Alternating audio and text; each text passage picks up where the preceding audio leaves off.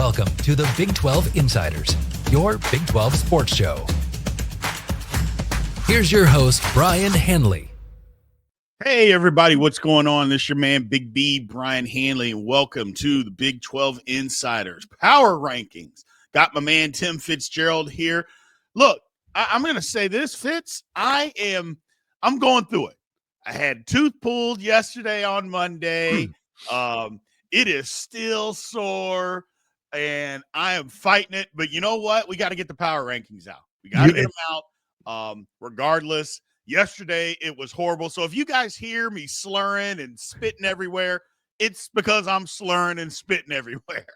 So I hope you're on painkillers right now. I really do, because this show will get so many views if you're absolutely gorked out of your mind. I'm anxious. It was an interesting night, to say the least. But you know what? We're here because the people said, you know what, Big B, we got to have these power rankings. So the Big 12 is just fun. It is just fun. It's a blast. And we got to break this thing down, man. So I appreciate you guys bearing with me. As always, before we get into it, remember to like, follow, subscribe, all that good stuff. Continue to leave those comments like you have been, and continue to support. We continue to love your all support of the channel. It's been phenomenal. Just been phenomenal. So looking to try to get to, like I said, 3,000 subscribers before the end of the season. We're getting very, very close. So we appreciate your all support. So let's just get into it, Fitz. Let's just dive right in. First things first, Oklahoma State, bottom of the conference. Mike Gundy's quit. The team has quit. Mike Gundy's calling people poor people, that you can't complain unless you're poor. One of the dumbest state. I've been watching football for over 40 years that I can remember and recognize. That's the dumbest statement I've ever heard a head coach ever make in my entire life. Just quit, Mike Gundy. Just retire. Clearly you want to, so just retire, man. Go be an ambassador at Oklahoma State. Let them pay you a portion of your salary, or maybe they'll pay all of it to you. Who knows? But just be done and let somebody else run the football program, because making ignorant statements like that, just your team hears it. They understand it. They know you've quit, and now they have quit. It's bad, Fitz. Okay, you know me. I love a good conspiracy theory. And here's what I think's going on. He's trying to force them to fire him to get his entire settlement. Correct. And he needs to just come to reality that he better negotiate a settlement. You're not going to get it all, Mike. I don't think so. But maybe you're right. Maybe you'll tank this season so bad, be so intolerable as a coach and human being that they'll have no choice. Yeah. That will go with you the rest of your life. Yeah. I don't understand. People are going to remember that. The fall that Oklahoma State has taken from going to the Big 12 title game a year ago to being the bottom feeder of this conference is just remarkable. Didn't think I would see it. Everybody was wrong. It wasn't just me, you. Everybody was wrong. Now, maybe people didn't have them picked at the top of the conference. Nobody had Oklahoma State being this bad. No. And they're this bad. They shouldn't be. There's no reason to be. Shouldn't be. They shouldn't be at all. But that's where they are, 16. I wish him a joyful life as he moves to Gulf Shores or wherever, and he can look like Kenny Chesney and just put on that ball cap, the visor, and just walk around the beach with no shirt on and his mullet. It's going to be a good life, Coach. Just get the hell out of Stillwater as soon as you can. Yeah, clearly he doesn't want to be anymore, especially this season. He just doesn't want to be there anymore. At the end of the day, those fans are amazing and deserve a lot better than this. Yes, they do. Yes, they are. And yes, they do. You're exactly right, Fitz. At number 15, Utah. I considered putting Utah last, but the way that Oklahoma State quit, I just couldn't do it. And it wouldn't be fair to the Utah fans in general, or player, whatever, anybody that follows their program, to put them last, since they actually did physically whip Oklahoma State. But you know what? I wanted to do it because the athletic director is an absolute idiot. Just an idiot. And I have no qualms with saying that.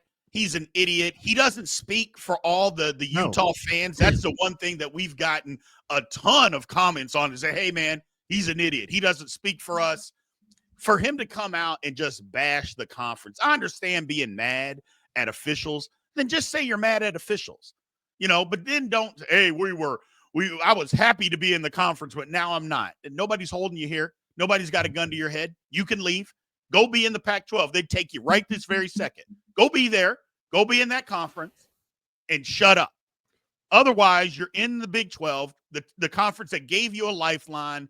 It is what it is. I really don't want to go in too much into that because it only makes me mad, and that's not what this show is about. Right.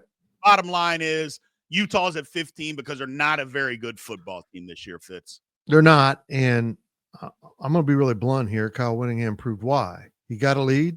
He sat on that lead. They didn't do a damn thing in the second half, and it bit him on the ass. Utah fans are at a crossroads. They need to decide where they want to be realistically. We all know you want to be in the Big Ten. Kansas State would prefer to be in the NFC Central. I mean, you gotta exist where you're wanted, and you are wanted in this conference, but not this version. So Utah fans, you now have a choice to make. Do you want to be the intolerable, well, excuse my language, pricks of the conference that nobody likes and everyone hopes you lose? Maybe that's the role you want to play. Maybe you want to be the Raiders. Okay. But this is also a conference, and the Big 12 truly believes in being a conference. This conference just got done with Texas being an intolerable snob at all turns. We don't need Utah, a much lesser football program, school, etc., to try to pull that crap. Correct. So if you want to stick around, just kind of be human. Be kind. And I agree with a lot of Utah fans. He is setting the standard. He's enabling all of the just countless trash-talking, trolling accounts from Utah fans. Look, Utah fans, you can look at me and say, everyone does it. Your fans do it to an extreme that is way over the top. So just decide where you want your feet to be, make your feet there. And if someone doesn't want to be there, like your AD, get rid of them. Yeah, that would be my thing. Just get rid of them. Just be done with it. Because it's nauseating at this point. And talk about humbling. I mean, it's got to be humbling. But even saying that, it's not all Utah fans. Nope. And again, the football program's just having a bad year. Maybe you can bounce back next year. But for now, you're 15th in the conference. Right. At the end of the day, the reality is the team isn't very good. That's right. And this is all a distraction from the simple fact that Utah football should be better and isn't. Period. End of story. Number 14 is Arizona. Again, have no clue what's going on there. It sounds like Arizona might be in the midst of saying, you know what, we made a bad hire, and they may be looking to get out of it. And I applaud that. They got a new athletic director. Athletic director may be like, you know what, I'm not going to live in this mistake. We had something going in here. The coach left. We made a bad hire. I've always said it, Fitz, and I'll continue to say it. The worst thing you can do about a mistake, it's not that you make the mistake, is that you live in the mistake. Yep. And if you can get out now, I know they got money issues, so that goes into this. So I don't know that they can just buy their way out of it. But if they can, they may be looking to do that. I've heard a lot of that coming out of Arizona, that they're looking to get out, but they're not a good football team right now. They're at 14. They're poorly coached. It just doesn't look like they're assembled in any way. It looks like he's just shoving 22 players out on the field on Saturday and saying, "Here, do your best. Go play hard, kids." Yep. It's not good. And again, another program. Arizona, you deserve better. You were just turning around. There's some great coaches there out in this conference that deserve a shot. There's great coaches around the country that would step right in. There's one right north of you at Boise State.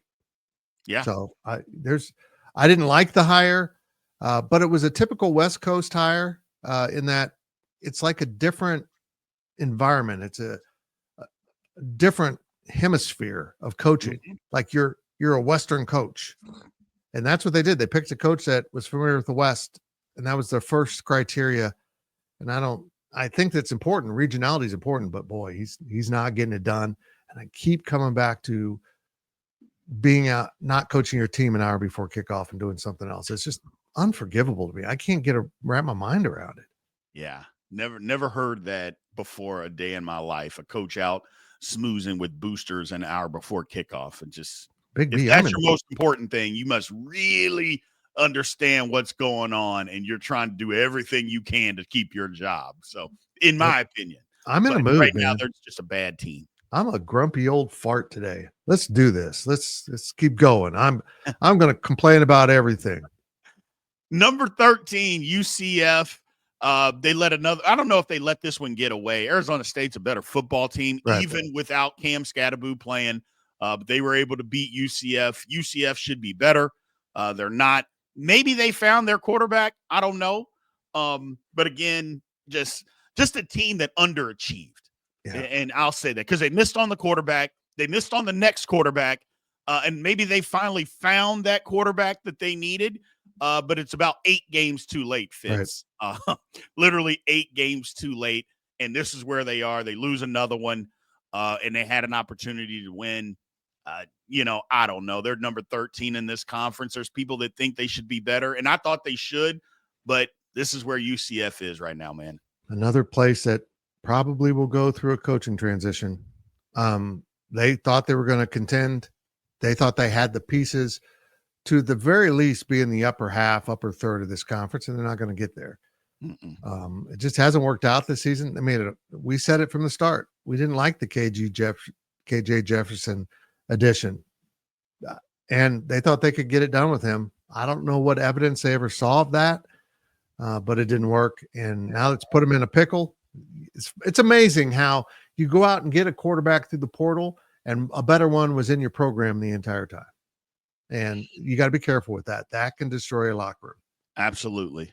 Absolutely. And the thing about that is that kids know. They know. They know who's good and who's not. I'm not saying KJ Jefferson's not any good, but I believe they thought, why are we going out and to get somebody? Why don't we give who we have here, give them an opportunity? They didn't, and it ended up biting them. So and he's going to be a great quarterback in the Canadian Football League, and with Tim Hortons endorsement, it's going to be lovely.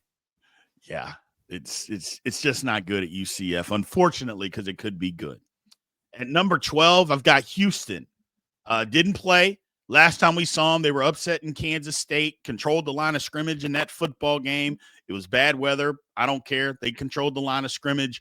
You look at Houston, they've won more games than I think a lot of people thought they were going to win this year, Fitz. I know me and you talked about they were going to upset somebody and beat somebody that we didn't think they would or could.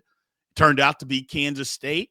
Wouldn't be surprised. You look at their schedule if they don't win another 2 games here going down the stretch. It's going to be tough, but I wouldn't be surprised, Fitz.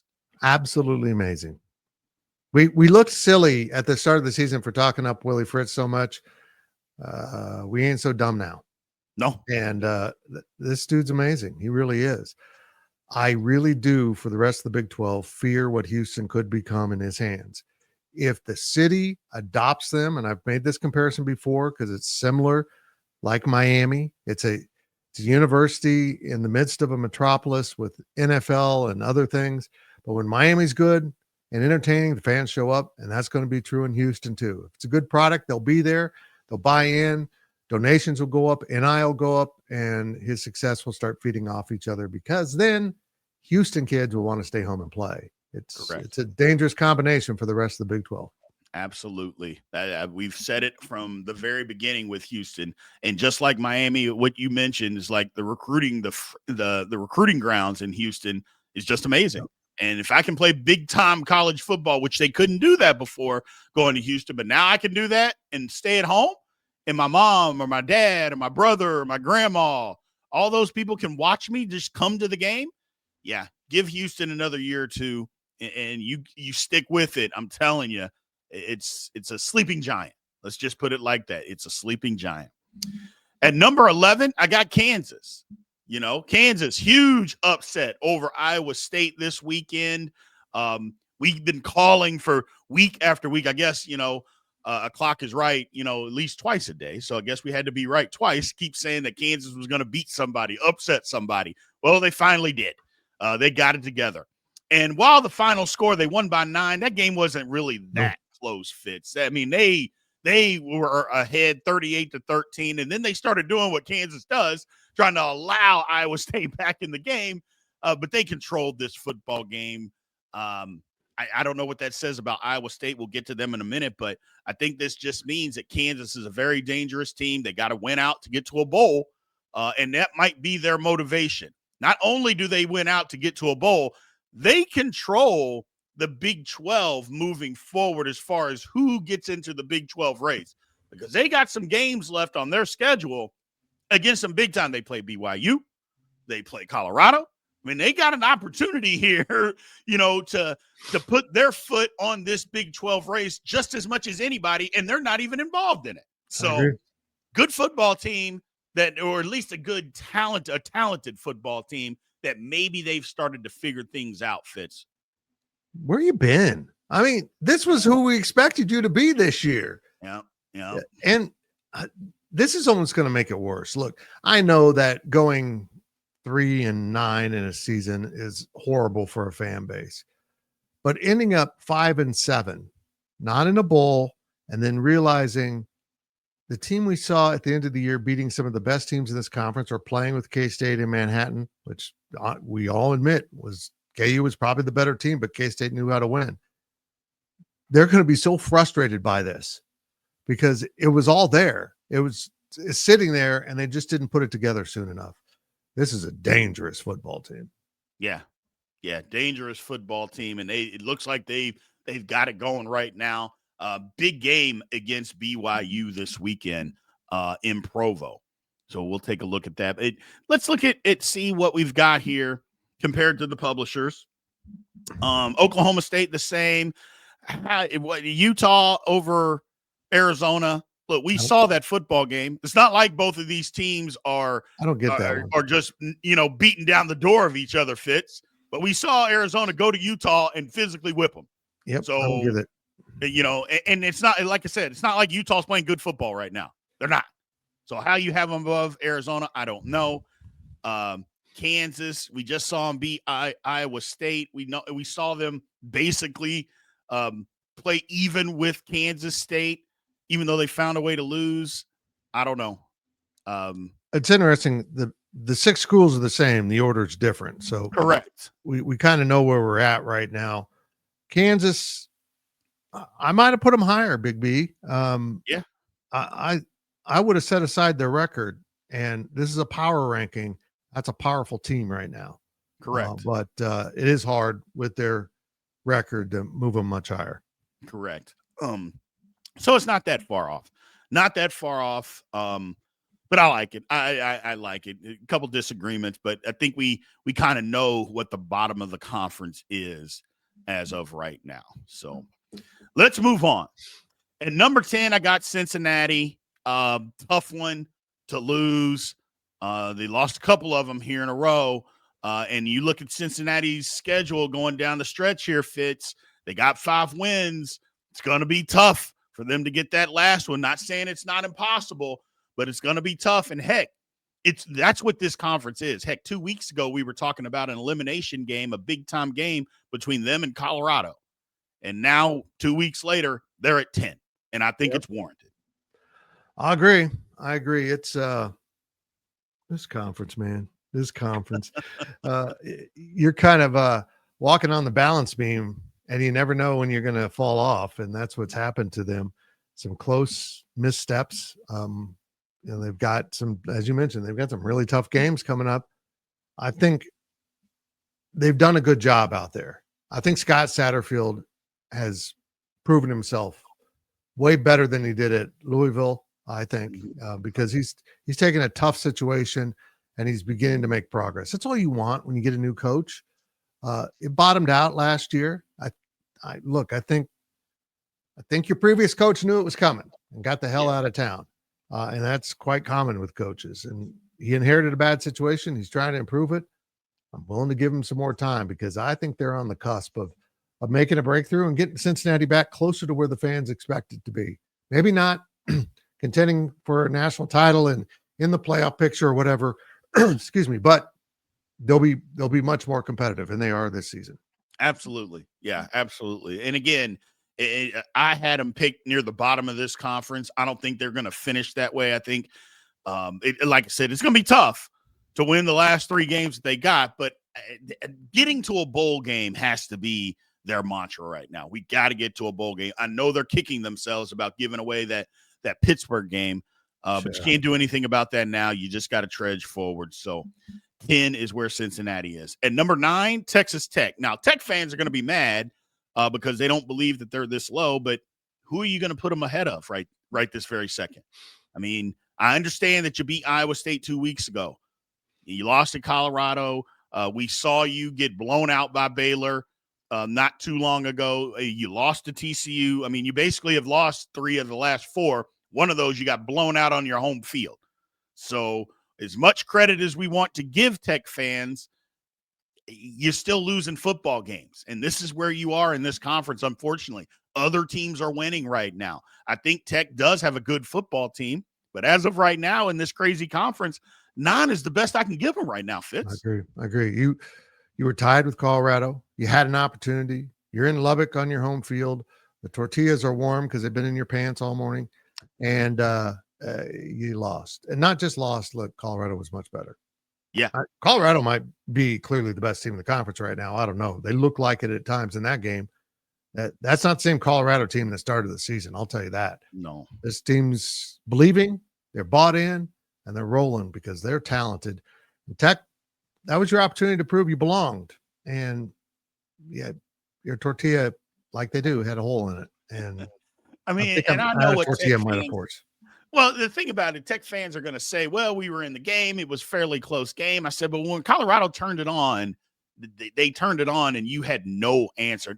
One thing I will say, though, Joey McGuire basically screamed desperation going for that fake punt, on your own 31-yard line. You didn't have to do that. If Colorado was going to score, make them earn it. Make them earn it. I get it that they had found their offense and maybe you were going to have trouble stopping them. That's fine, but make them earn it. You didn't. It didn't work. And then that was basically the game. It screamed desperation to me when at the time, Fitz, I don't think you had to be desperate. And sometimes your kids, they can sense that, unfortunately, and that's what happened. Yeah, the McGuire family has a history of getting desperate. Remember his brother, Jerry, started yelling, "Show me the money." And that was kind of pathetic too. I reached for that one. I apologize to everybody. I like it. At number 8, we got TCU. I mean, you look up, like TCU's not going to win this conference. That's not going to happen. But you look up, and TCU's won some more games. Look, they got an opportunity here to really run off at the end of their season. They get a bye week, then they got Arizona and Cincinnati. You look up and you're thinking, okay, well, can they win 8 games this year? Well, yeah, they got an opportunity. And 3 weeks ago, I don't think anybody thought that was going to be possible, Fitz. Or when they lost to Houston at home and basically they just got smacked around, you're thinking, oh, man, this team might not win another game. But here they are. They're 6-4. They got an opportunity to get to 8 wins. I don't know if it's the turnaround that they wanted, but looking back on it, 8 wins is not horrible. No, it's not. I think TCU fans got to be happy about that, especially where you were a month ago. You remember the great Seinfeld episode Two-Face, in which she's dating a really hot chick, but in certain lighting, she's nothing like that. She's hideous. That's TCU. Sometimes they're the hot chick, and sometimes they're not attractive at all. But at the end of the day, you date them. I think that's a pretty good team. I think it's a pretty good coach.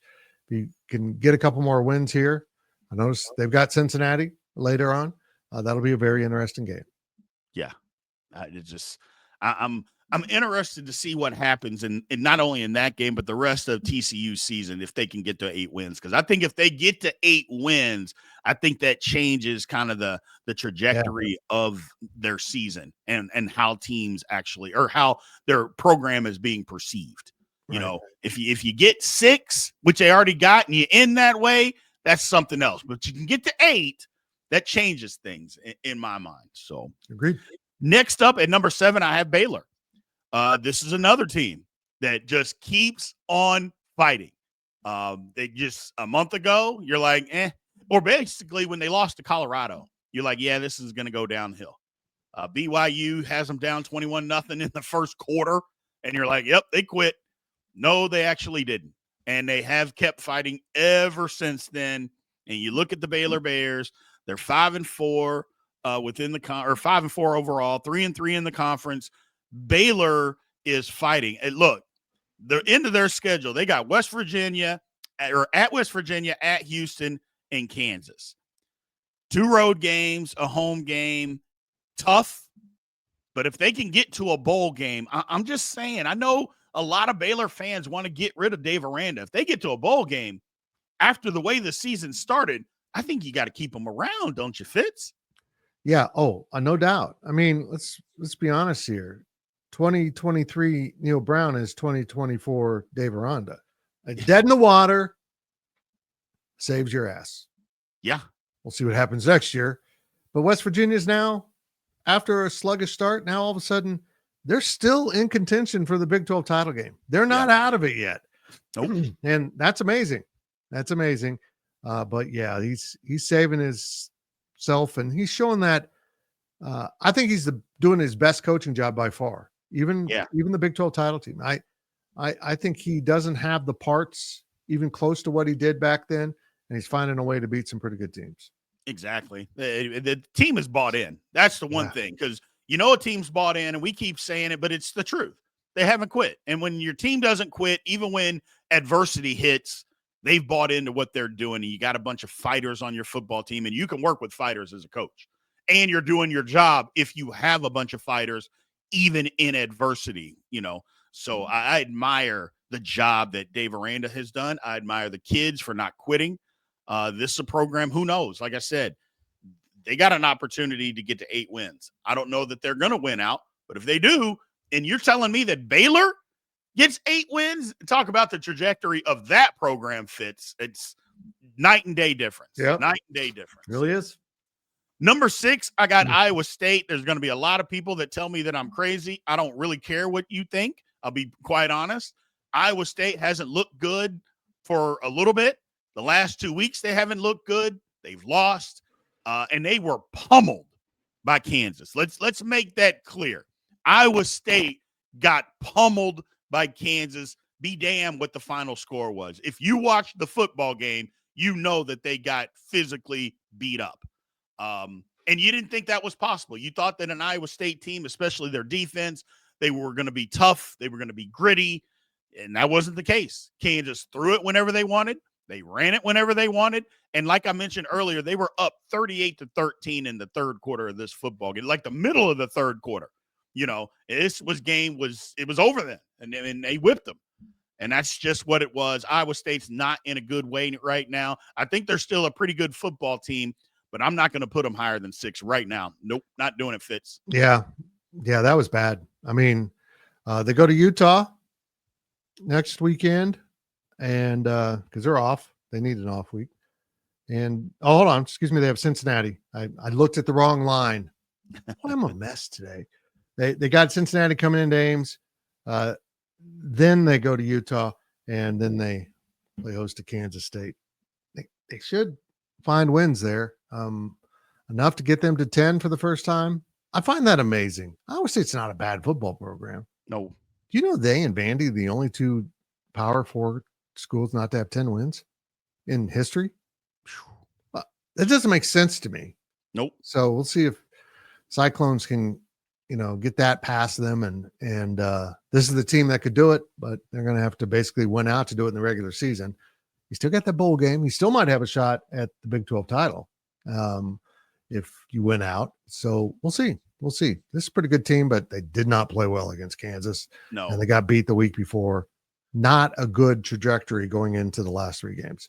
No, it isn't. But hopefully they can get it turned around, because I think getting to 10 wins for them, I think is going to mean a lot. Yeah. Just so you can say that you got there, especially the way that the season started.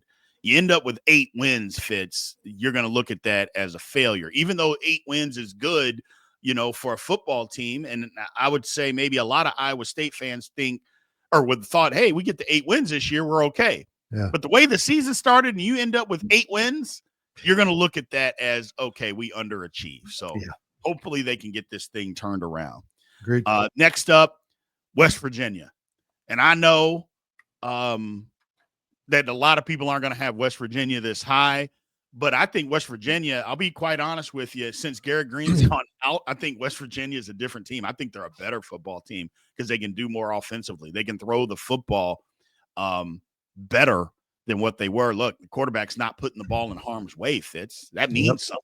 I'm not saying he's throwing for 300 yards. But if you're not turning it over, that means something. And they're not doing that.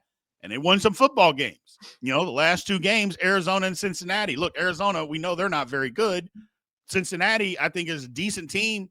And you look at their schedule, they're 5-4. Still, like you mentioned, 4-2 in the conference. Still with an outside shot. Amazing. To get to the Big 12 championship game, which is insane to think about.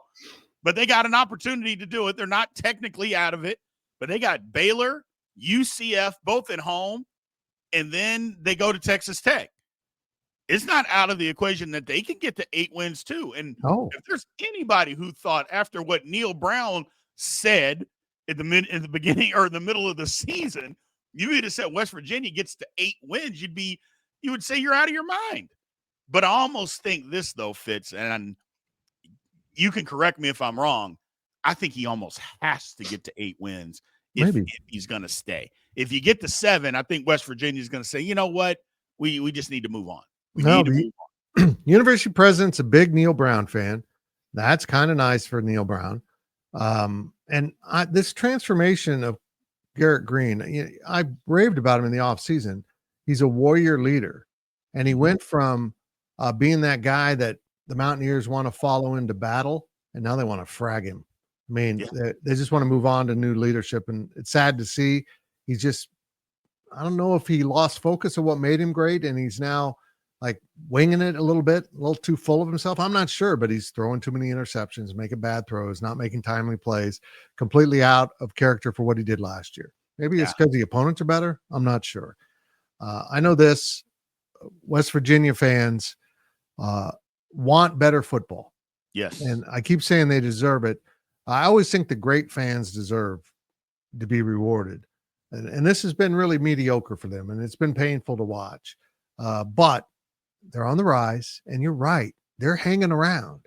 Yep. They're hanging around. And if they get the right breaks, it'll be them in Arlington. It's going to take a few dominoes to topple in place, but they could sneak in there if they win out. Another program winning out puts them in the conversation like some others. And you know what? This is a reference they'll understand, and we can't play the music because I don't want a copyright infraction. But cue Country Roads, boys.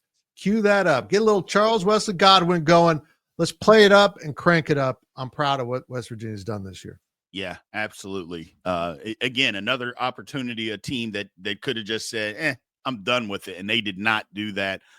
Sometimes, look, I know Garrett Green got hurt. You hate that for anybody, but if we're being honest, he wasn't playing good football. He just wasn't. Not throwing it anyway. And they made the change. I think they're just a better football team with a different leader in charge that's not putting the ball in harm's way. Agreed. So let's go and reveal here the next section. Right on the money with Cincinnati at number 10. Yep. Baylor, they have it 9. I think it's still a little too low. TCU, the same. They got Texas Tech at 6, Iowa State at 5. So just one switch there. West Virginia, they have down at 7. So not too far off. Not too far off here.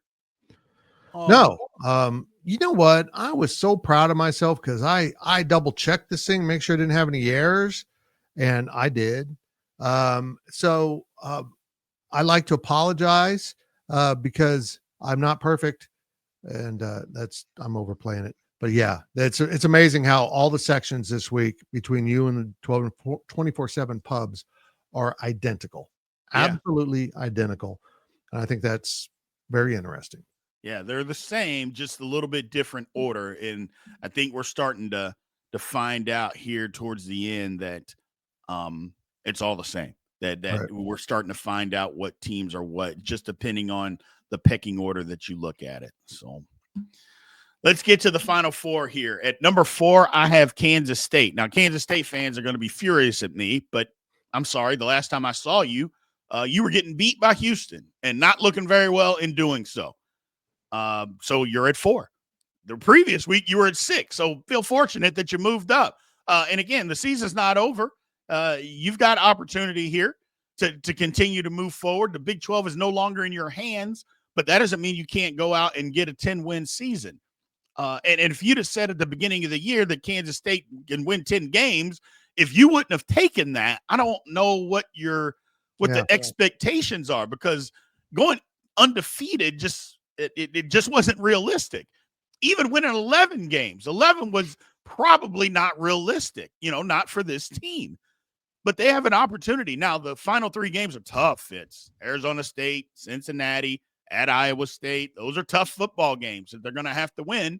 But hopefully they've got their act together and they can play better, because like I said, the last time we saw them, they didn't look great against Houston and they lost. So you're at 4. All right. This schedule's been as tough as you could have gotten in this conference this year.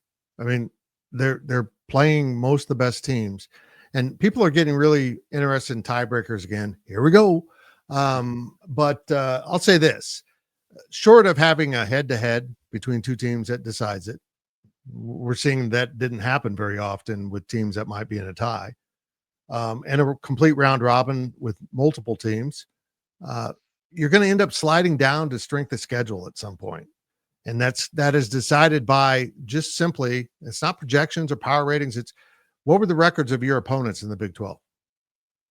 And K-State's going to win that with everyone, I think. Yeah. I haven't checked everyone, but they have played the other top 3 teams. And now Arizona State is visiting that ranking. They played them. Yep. Well, West Virginia's at 5, and they played them. Mm-hmm. It's crazy what their schedule turned out to be and how different it is from the preseason projections of schedules. We thought K-State had kind of a friendly schedule. You didn't get Utah. You had Oklahoma State. That's challenging. It wasn't. No. I mean, it's this conference. I feel like you just put things in a hat and shake it up and spill it out, and that's who's going to be good. It's not that way, but it feels that way. It's so random at times, and the teams are all so close. The talent levels. That's let me explain that. I mean, you've got programs in the Big Ten and SEC that just get better players, much better players than their competition. And that might have been true with Texas. They certainly always had elite talent. In Oklahoma, very good talent, maybe not upper echelon, but really good talent. Now everyone's kind of on the same plane, Big B. Mm-hmm. They're recruiting in the same level. They might sneak up and get a 5-star like Kansas State has, if they can hang on to him. They might get a few 4-stars, but most of these programs are built with transfers and 3-star players. They're developmental programs, and it means it's incredibly volatile because players, rise up and get better or get worse. They develop faster. They kind of regress. And that's what it's going to be like in the Big 12. A lot of comparative rosters, and we get a lot of comparative games. And we'll see if someone can assert themselves and kind of start elevating their recruiting to be above everyone else, because it could be pretty important. Yeah, absolutely. Absolutely agree with you. At number 3, Arizona State. Yes, I've got them above Kansas State for now. But you know what? The good thing about this is they get to play each other this Saturday. Yep. So the winner obviously is going to be in this position and the loser won't be. So I like what Arizona State this past week. They won a football game without their superstar, and that's the mark of a good team.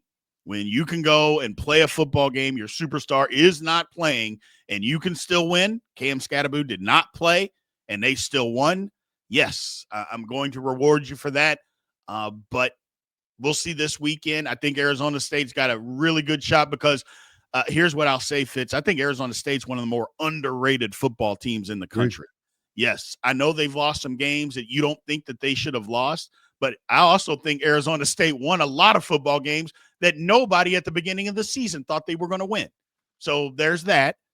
I just think they're underrated. How they're not even talked about as far as being ranked, to me, I think is insane. They're not even mentioned, Fitz, when you talk about rankings of anything. Nobody brings them up.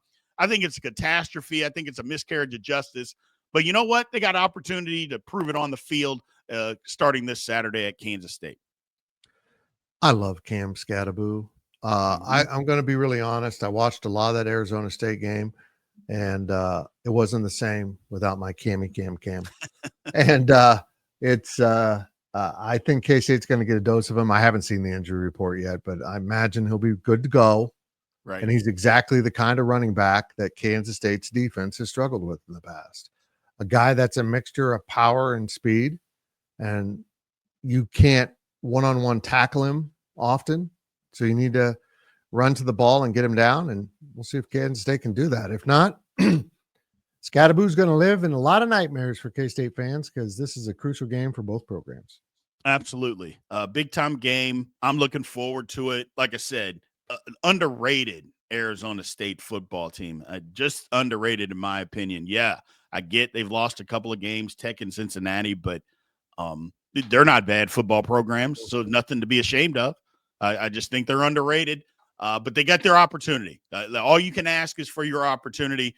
Arizona State gets theirs on the big stage against Kansas State this weekend. At number 2, Fitz, it's Colorado, and in my opinion, it's Colorado by a mile. Colorado is playing really good football right now. I know the game got tight at the end of the game against Tech. They kind of let their foot off the gas. But when they put their foot on the gas, and again, they got punched directly in the mouth in the first quarter. They were down 13-0 at the drop of a dime. And you think, uh-oh, but they didn't flinch. Like earlier in the season against Nebraska, they did flinch when they got punched in the mouth. They just completely fell down. All they did was back up. I don't even know if you could say they took a standing 8 count in this game, Fitz. It was almost they got hit in the mouth, and it was like, okay, we were sleepwalking. Oh, now you've woken us up. Thank you for punching us.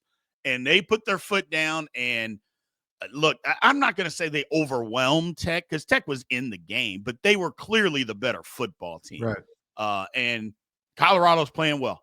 They are. There's a lot of people that don't like what they're doing. They don't like how they're doing it. Whether you agree or not, this is not what this is about. If you're denying that they're a good football team, then you're lying to yourself. And I think you probably can explain the reasons why, whatever. That's on you. But Colorado's a good football team. What they're doing right now is very, very good.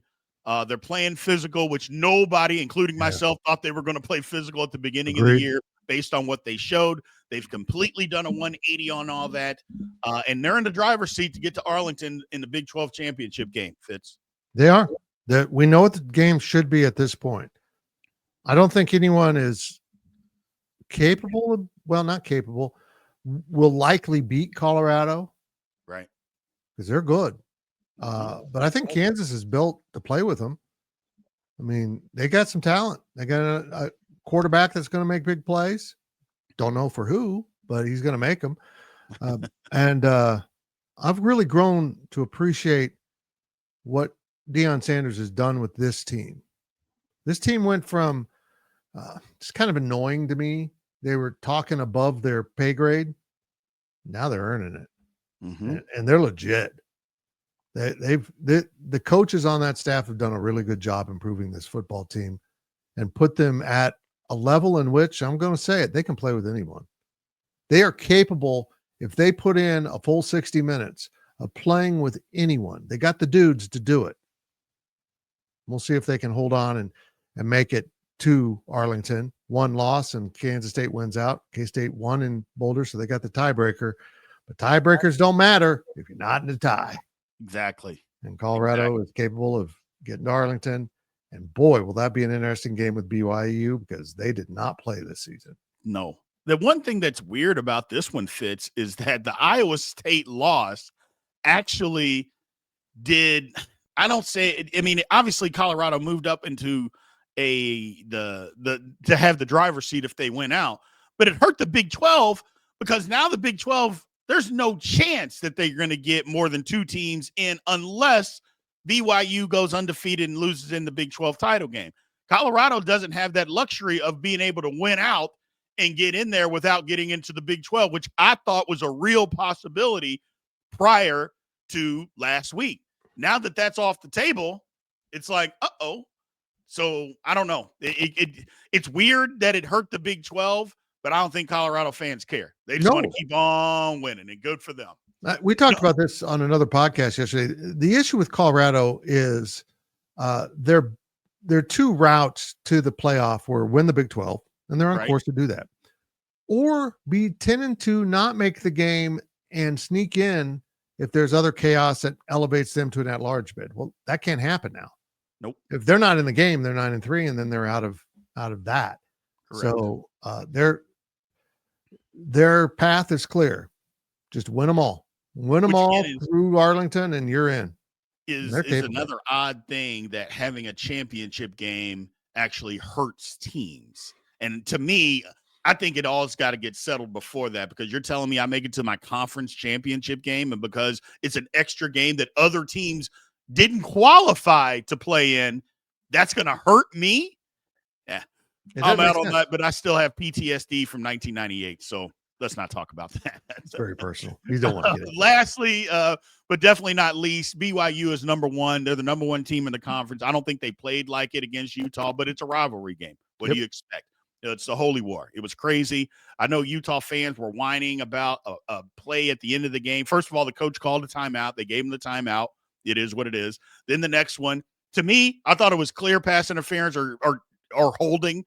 But if you don't want to think that it was, I'm not going to disagree with you. What I would say to you as a Utah fan, you didn't have to let them drive the length of the field and get in field goal position. They do allow you to stop them before that. You didn't do it. BYU made the plays. They were playing lousy in the first half. They got outplayed. They got out physical. They turned it around in the second half, which again, Fitz, is another sign of a really good football team. When you find a way to win, when you are not at your best, that's what BYU did, and that's what they are. They are a good football team. In the story. I'm going to reflect exactly what you just said. I think it was pass interference. I think the way he tugged him across his body and got him off of his pathway that he was running, because he was the first read. Correct. I would have called it, but I understand why they don't like it. It was a late flag. It was unexpected. I get it, and I get the emotions of it. But you lost by 1 point. Let's review how many points Utah scored in the second half. 0. Okay, there. Come on, man. Yeah. You're in charge of that. You are. You can take care of that. But again, what happened after the game really gave a black eye to Utah. And also I want to say this. Our prayers go out to the BYU cheerleader coach who got knocked out by a thrown water bottle at the end of the game. I saw a video of it. It wasn't like I'm going to loop this down to the field and it lands on top of her head. It was a freaking missile right at her and knocked her out cold.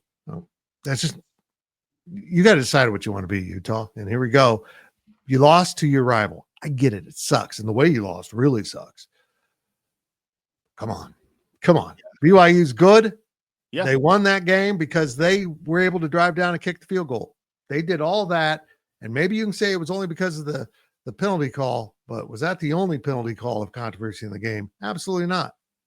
So BYU keeps proving it. They got their hands full this weekend, but they keep proving it. They keep proving it week in and week out, and people keep doubting them.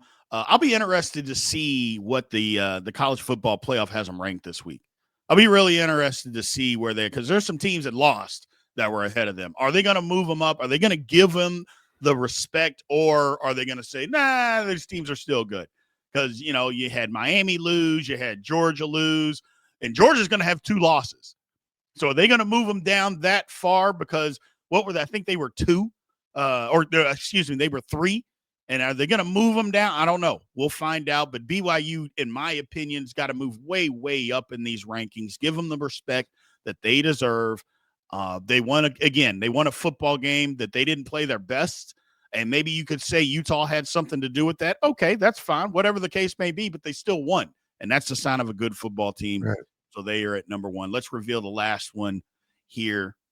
ASU, K-State changed, but BYU, Colorado the same. So me and the publishers were pretty much on the same page, just in a little bit different order. And that's where this conference is at this point, Fitz. That's where this conference is. But the one thing that I will say, it's not over. Nope. There's still more football to be played, man. So if you don't like where the rankings were this week, just come back next week. It'll be different. It'll be totally different because there's more football to be played. There is more chaos to be had in this Big 12 conference. So, and I can't wait. And again, as you guys know, I like chaos. So appreciate everybody being in there, man. Thank you guys. And thank you for bearing with me. Oh my goodness. It's just been brutal. So hopefully I didn't spit too much at you. I appreciate that. Thank you guys. Remember to like, follow, subscribe, all that good stuff. Continue to leave those comments. We appreciate you. We will see you guys soon. Thank you for watching the Big 12 Insiders, your Big 12 sports show. This has been a Spirit Street production.